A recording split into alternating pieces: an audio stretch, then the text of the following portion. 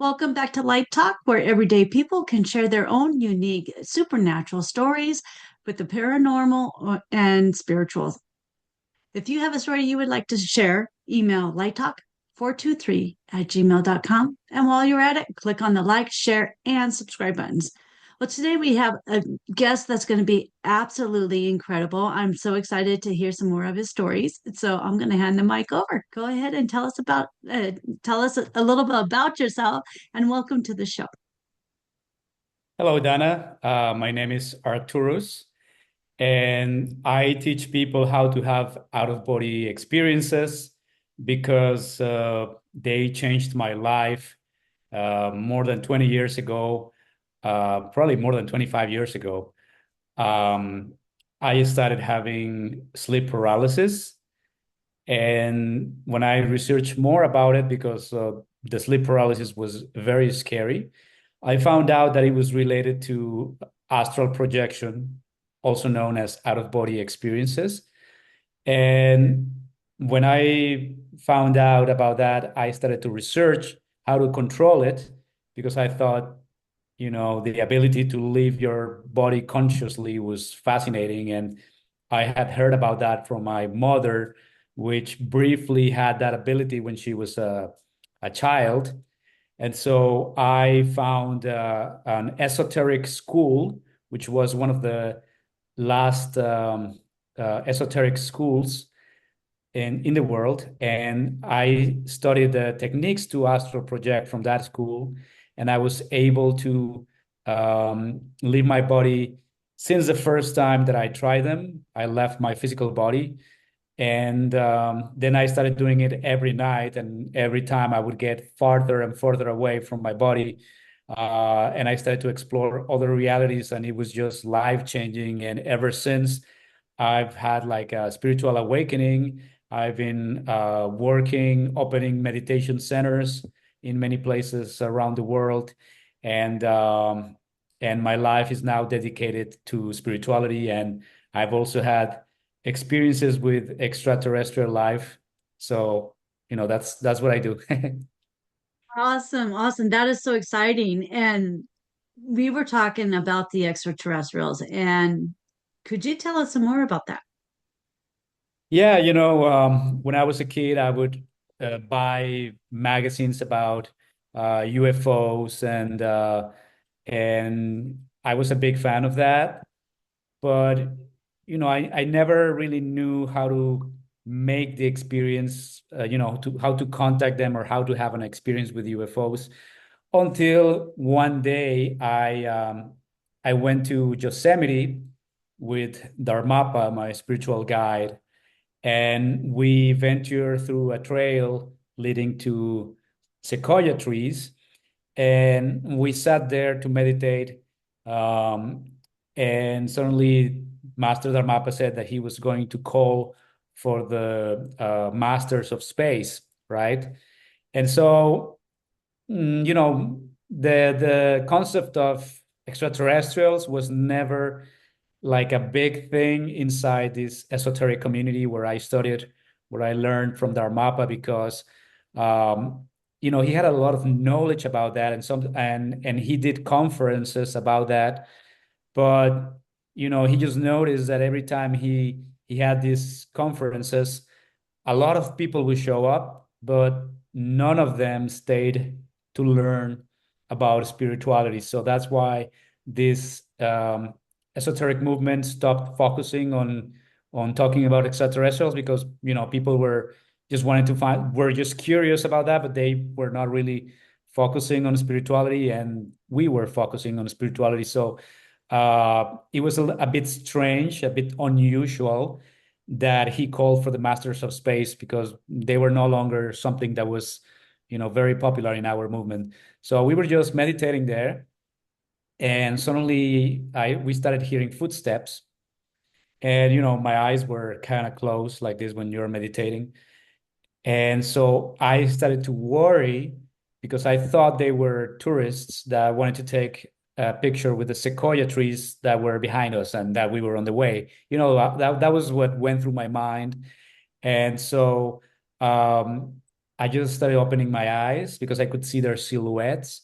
And the moment I would open my eyes, like a little bit more, they were no longer there, right? And so I would hear their footsteps, like let's say on the left side, and again I would see like their silhouettes and stuff, and I would just like slightly turn and open my eyes a little bit more, and they were gone. And so I just thought it was strange, but it just didn't click on my mind that this was extraterrestrials or something. And and after we finished our meditation there, we were walking on the trail, and I noticed that there was only one trail there, uh, and it was like 30 minutes walking to where the parking was, and so it just didn't make sense to me that a group of tourists would walk all the way and see like, oh, these guys are there with the sequoia trees. Let's just leave and disappear on the woods or something like that. So I asked the master, like, Master, there were some footsteps. Who were those people? Like, were they tourists? And he said, like, well, those were the masters of space. And I was like, what? And he said, yes. I called them and they came. And I was like, suddenly I was like, oh, because I could see their silhouettes, and I thought they were um in my mind, I imagined they were Asian because they were, I mean, their skin was like white, and the hair was like it was mainly because of the hair. Like the hair was, I perceived that the hair was like flat hair and long, and so I mind they were like Asian tourists.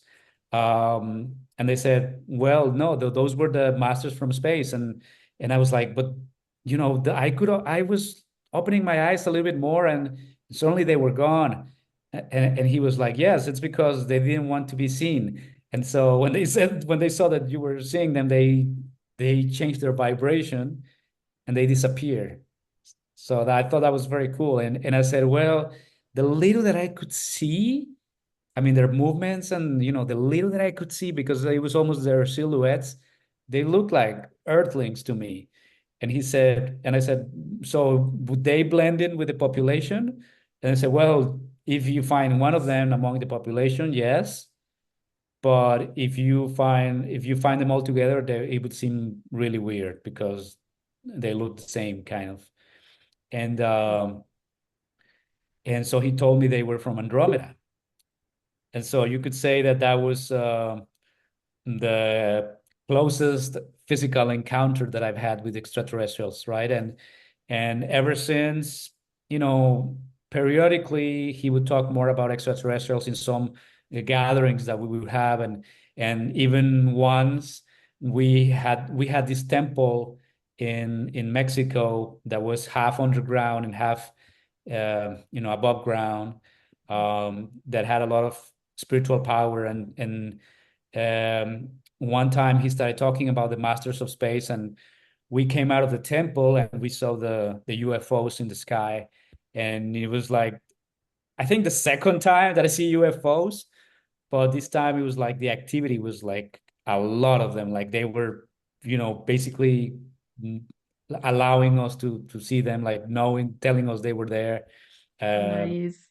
and their mappa was connected to them. He told us a lot of stories about their trips. And so that's how I saw them, physically. And then I had a lot of friends who, they were creating websites and courses on how to connect with them. And then I started feeling frustrated because I was like, everybody's talking about how they're having their contact. And what about me? Why, I Yeah. can ask the project. I don't know why they haven't, you know, connected with me, right? Right. So I told you that story last time. You want me to repeat it? Yeah. Yeah, let's do it. Yeah, so I woke up in the middle of the night, like 4 a.m., which is what I normally do in order to meditate. And then I go back to sleep, and I try my techniques for astral projection, and that makes it easier to astral project. So while I was meditating, the idea came to me like, why haven't they contacted me, like the masters from space? So so I was like, okay. And I just went back to sleep and I did my exercises to astral project. And, I was out of my body and I sat down and I started to meditate and I started to call for Master Yogananda, who is a famous yogi who died like I think in the 40s or 50s. He lived Okay. in San Diego and LA and in Encinitas, California. And I was very connected to him through my master and I also lived in those places and I had some experiences with him in the astral world. And so I was calling for his assistance. And that's when somebody came. I was out of my body. I was in the astral realm, in the Right. astral plane Right. with my astral body meditating. And so suddenly somebody came and I was startled because it was definitely not Master Yogananda. And I see this being who, I saw him and I got kind of startled like this. And then he saw that and he backed down a little bit and his eyes glue, which was kind of scary too. And I was That like, and then I looked at him and I was like, what is this? What is this? And he was just like really tall, like 8 feet, 9 feet tall, uh, very white, um, like high cheekbones, kind of catsy, but like more human than, kind of like an elvish look, like an elf. And the ears were okay. like very like, you know, like elves. Just the tip of the ear was a little bit like bending like this, kind of. Yeah. Uh, Okay. yeah, and the hair was like long and flat and white. And so I noticed that the eyes were like as if he had the cosmos, like the stars, inside his irises, and they would glow depending on his emotions. And so Wow. I think his teeth were a little bit sharp, like kind of like cat teeth, kind of like that. I think that's what I saw. I'm not pretty sure, but I think I did that. I did see that. And so I looked at him and he's like, um, I think I said like, who are you? And he said like he said my name is Asalon, and he told me kind of like in a joking way like um you're talking in Spanish, and I'm like, well, you're talking in Spanish too. Because it was obvious that he was not like not from Spain or Latin America, right? Like I mean, it was obvious that he was not from this planet, right? All So I think right.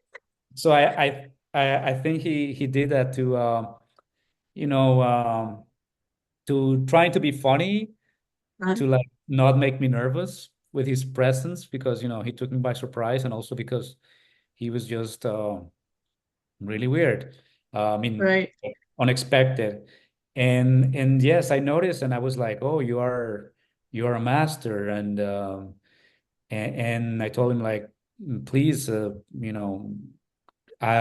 teach me something. I wanted to contact you." I think that's what I told him. And he said, "Follow me." And then I started following him in the astral plane. And then I saw another one like him that he was looking like he was on a like looking over the shoulder like this, Uh-huh. saying like you're gonna have a crazy time or something like that. And he was wearing a Hawaiian shirt. And I think that was funny. I think they were doing it on purpose to break the ice. Right.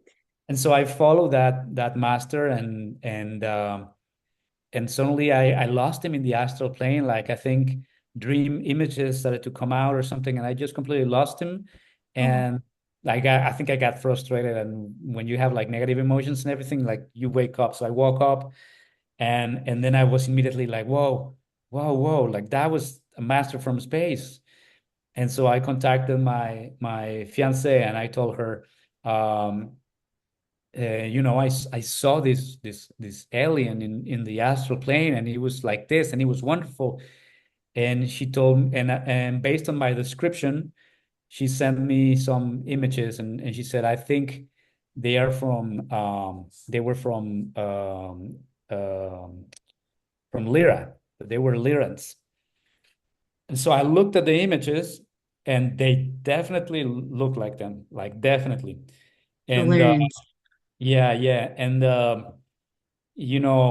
are some images of Lyrans that look more like lions with Hmm. like human bodies. I don't know if there are Lyrans like that, but there are also other images that look more like the ones that I saw. They look more like let's say Earthlings. Um, they look like elves.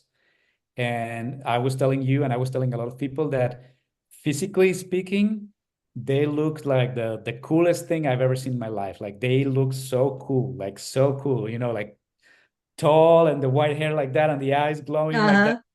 But like Yeah. it's something that I don't even imagine, like, in Hollywood coming out with ideas about these beings because, they would come out with something that looks, I don't know, weird or aggressive Right. or whatever. Like when they talk about extraterrestrial life, but these guys, they just look like elves, like, kind of like the potential of human perfection or something like that. And kind of like they're like magical in a way. I don't know how to describe it, but that was the coolest thing I've ever seen in my life. And ever since, I had like a few experiences where I had like clairvoyant visions of them. Uh-huh. um and that made me believe that maybe I had a life as one of them Uh-huh. in a past life, that maybe I came to this world and I was a Lyran in a past life, and I came to this world to Right. help humanity, which is probably the story of a large percentage of the people on Earth that come from other planets, and then they get mixed up in the karma of the planet, and then we are born again as Earthlings, Hmm. and we are living in this matrix, in this negative matrix or whatever, which supposedly has been dismantled recently, and so yeah, that's what I can tell you about my experience with them. And many times I'm trying to connect with them through astral projection. I haven't been lucky again to see them, but I know I will sooner or later. Hmm.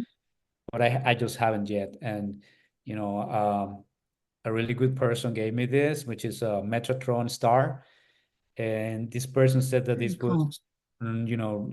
related to Lyrans, that this could help me to communicate with them. So sometimes Very cool. yeah, sometimes I'm sleeping with this on. Yeah. Yeah. So do you think that the Lyrians that you saw were more humanoid so that you weren't afraid of them since they do have like a lion look to them? They had like a slightly, because people say that cats in general, like lions and tigers and cats, they come Hmm. from Europe. And I believe it because, different animals in our planet, some were born here, some came from asteroids, and, they were energy codes and bacteria and evolved here, whatever. And some were brought here. And so maybe there are like Lyran races that look more like Mm, cats, uh, or maybe that's just people's imaginations, and they look more.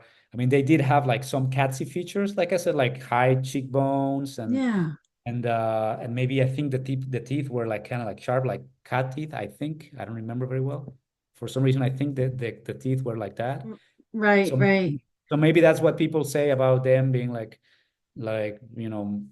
cat like, but in reality, maybe they are like, let's say, cats that evolved, and became like humanoid, and they left behind all the catsy, features mostly. I don't know, something like that. Their skin was Yeah. also skin, like they didn't have hair. Huh. So, and you said that they were like 7 feet tall? No, I would say like 8 or 9 feet tall. 8 or 9. Okay. Yeah. Yeah. So, yeah, it kind of makes me wonder if they're um, changing their shape to make it not as scary for you. I don't know. That could be. Yeah, to me it sounds more like they look like what I saw, like Okay. because yeah, they were like perfect in a way, and I've also seen other images of people who also have seen Lyrans, and they look more like the ones that I saw. Like definitely one. That's why those are the ones that I saw, and I was like, yeah, they look exactly like that, That's like that. Yeah, it. yeah. So it's like I believe they are like that, and like I said, they look so cool, and they are, and I know that they are here helping us to Hmm. awaken, Hmm. just as many extraterrestrials that are helping us right now. And I also had an experience with Arcturians once. You know, That's the blue aliens. you're right, right, right. Yeah. Yeah. You want to hear about it? Tell me everything. Yeah, Tell so me everything. yeah, so my fiance was following this lady called Livia Devi. She's quite famous. I think she's been on Gaia, and she's famous for channeling Arcturians. So she gets into a trance state, and then she starts channeling the Arcturians, and I think it's very cool what she does. And my fiance was really into her, and so she started taking some courses by her about Okay. contacting the Arcturians, and that they were trying to help us to with codes and using 5D technology to modify our DNA for attracting more wealth and things that have been taken from us because of the limitations of the matrix that had been established, the negative matrix of this world, right? And Right. so, I'm very spiritual, and I'm also, a bit cautious always, because some people will, I've known people who also believe they are like super powerful and things like that, and this might be like schizophrenia or whatever. And so I Yeah. was very cautious about that, and but I was listening to her, and I was like listening with an open heart, and thinking like, well, uh, what she says resonates with me, so I'm just gonna keep her on the good list of, yeah, I think she's cool, right? But I guess I wasn't taking that serious, the contact with the Arcturians, right? Okay. Uh, and then one day we did an activation, looking at one of her videos. She had an activation, and so I went to sleep, and I dreamt that I was playing tennis, and suddenly the tennis ball got like lost in the sky, Uh-huh. and then it's like we looked at where the ball went, and I saw like a UFO, and everybody was like, and suddenly they shot a ray on me, like a ray. Yeah, I felt a ray, and I started feeling the ray, and I was like really scared. I was like, Right. are they good guys or are they bad guys, or like, and then Right. Right. and then it came to me as like, and I was like, yeah, the Arcturians. I did the activation, because when I was playing tennis in the dream, I wasn't lucid. I didn't know I was dreaming, but at that moment, I became lucid when I felt the ray, you know. So Oh, so dreams also happen in the astral plane, but they have a lot of contamination from our subconscious, and so sometimes we don't see the astral plane, but we can become lucid too. And when we become lucid, the dream imaginary ceases to appear. And so, I became lucid at that moment, and then I was like, oh, yeah, yeah, these are the Arcturians. And I don't yeah. know how I knew these were the Arcturians. I think there was some sort of intuition, because also, intuition is very powerful when you're in the astral plane. And then I saw them, and they look like I don't know how to call it, like not as if you're watching an image. It was more like a silhouette too in the Okay. astral. But in that silhouette, I just saw like blue people looking at me, like in a semicircle. and and it made sense, later when I started to think about the experience, because people say that Arcturians are not even physical. They don't even have physical bodies, not even five-dimensional bodies. So it's believed that they are from the sixth dimension and above, and so in the sixth dimension there's no form, like Oh, even the astral plane, which is the fifth dimension. it's still a physical dimension, even though it's very subtle. But the fact that there are shapes, that already makes it physical. But in the sixth, it's only energy, Hmm. and in the sixth is where you find like the Buddhic world, like the first, heaven, let's say, and then the seventh is like the highest seven, the highest heaven. Some people say there are 12 dimensions, could be, or some believe there are seven, and maybe there are, but different frequencies, like slightly differences. I don't know. Right. Uh, Yeah. yeah, but and so that's what I think. Like they are not even physical beings, and the I did see them like the silhouette of the blue people that people paint them to be, and so Right. maybe that's the way they transform like their energy from the casual world into they translate it into the physical world in a way that we can slightly perceive the shape. Right. Anyway, but I felt the ray, and I started feeling like a lot of energy on my body, and so it was too much. And I woke up, and the moment I woke up, I could still feel like a lot of energy in my body, like a lot, a lot, a lot. And I immediately told my girlfriend, like the Arcturians, I swear of God, they contacted me, and they shot me with the ray, and so you know, according to the what we did with this activation was to cut the limitations of making prosperity in your life, like to put them away, sort of like this work, this energy was supposed to cut that down, the obstacles for that. and so Nice.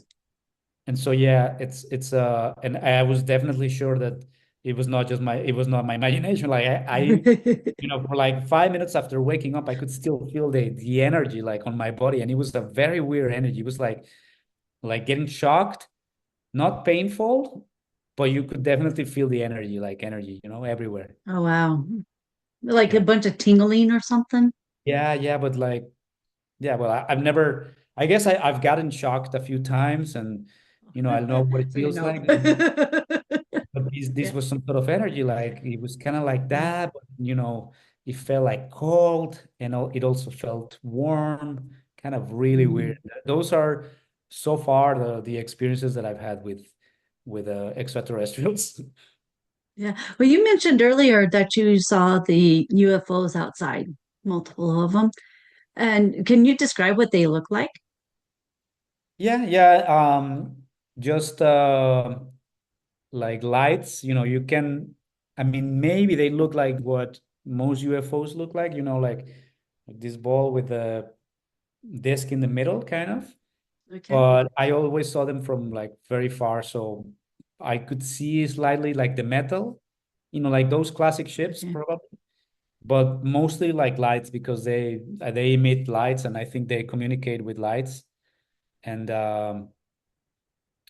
so, I never could see them like, oh, the shape of the ship. No, just the lights moving. But, they are UFOs because they are not moving linearly like a satellite or, an airplane. They go like, and then they disappear and they come Okay. again, and then you see different ones. And I think the time that I saw the most, I saw maybe like four at the same time. And yeah, and I also saw them in here in where I live, where I currently live in Puerto Vallarta. I once was walking on the beach at night in actually I was in the most popular beach here, or the prettiest beach, which is called Colomitos. It's they market it as the smallest beach in the world, which I don't know, but yeah, it's very small and it's very beautiful. It's very touristy, but of course, it's you can hike there, but it takes like almost 2 hours to reach by hiking on the coast, or you can get there by boat. And since it was the night, then we had to hike back because there were no boats, and it was Right. dark, and it was kind of like scary because you couldn't see anything, almost in the jungle, imagine that. And Oh so boy. yeah, but we looked up, and we saw and it was a special night because we saw um like fluorescence on the water. I don't know how you call that. We know, Wow. when they're like So, tiny organisms that that Like glow. neon or so. Yeah, So, yeah. from the ocean. I don't know how they call that, but you know you could see them on the Yeah. sand like this. You suddenly step on the sand and you see how it lights up like in this kind of like bluish. Oh, Yeah, cool. yeah. It's so it was a very special night, and then we looked at the sky and there were and we saw the UFOs as well. Maybe like That is so two cool. UFOs flying there. So yeah, I've seen them like 3 or 4 times in my life. Always in Mexico. I mean the ships. Seems like there's a lot in Mexico, a Yeah, lot yeah. of sightings there. I know there's lot of sightings everywhere, but Mexico seems to have a lot of them. Yeah, yeah, it's always been like that. Like the UFO phenomenon is has been like big in Mexico since I remember, and I also believe there's like I know there are many bases around the world. Like in Yosemite, there's like an alien base underground, and also probably in I forgot this place in Arizona. Um, Well, yeah, there are other places I forgot right now. I mean, all over the world there might be, but here Yeah.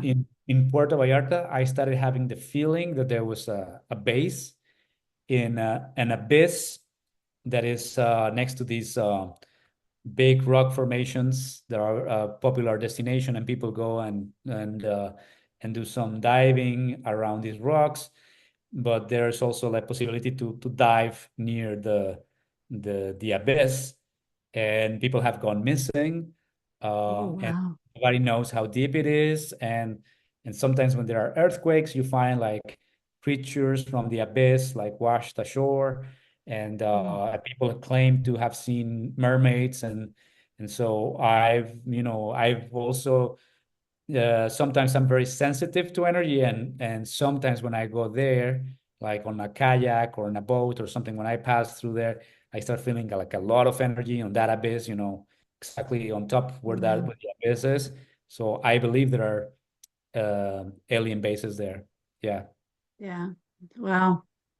That's a lot of information and awesome. I love that you were able to spend some time with us and share your stories. I really appreciate that. Thank you. Yeah, thank you, Dana. And I just want to tell people that the best, I mean, the easiest way to contact extraterrestrials is through astral projection, because it happens in the fifth dimension. It's just easier for them vibratory wise. It's like their frequencies are always higher. So Mhm. in the fifth dimension, your frequency is higher. So it's easier for them to contact us, and it's also safer for them, you know. Yeah. Yeah. Excellent. Awesome. Well, thank you for those tips. It was awesome. Very wonderful. Thank you. Yeah, Well, thank if you. anyone else out there that would like to share your stories, please email me at lighttalk423@gmail.com and come on the show and be yourself and let's have fun. And while you're at it, click on the like, share, and subscribe buttons down below. And we will talk with everybody next time. And thank you again for being on the show. Thank you, Dana. All right. Thank you, everyone. Bye.